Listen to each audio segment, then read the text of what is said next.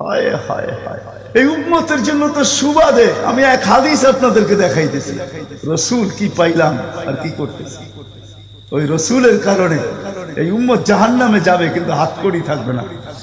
এই উম্মত জাহান্নামে যাবে, পায়ে বেড়ি থাকবে না। এই উম্মত জাহান্নামে যাবে, গলায় শিকল থাকবে না। এই উম্মত জাহান্নামে যাবে, চেহারা কালো হবে না।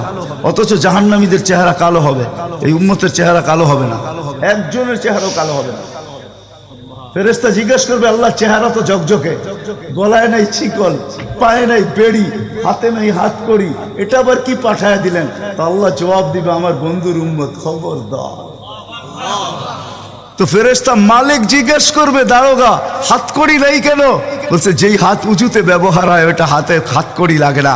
যেই পাও মসজিদের দিকে চলে ওই পায়ে বেড়ি লাগে না। যেই কপাল আমার কুদরতি পায়ে জীবনে একবারও আমাকে পাওয়ার জন্য ঠেকায়া দিছে, সেজদা করছে,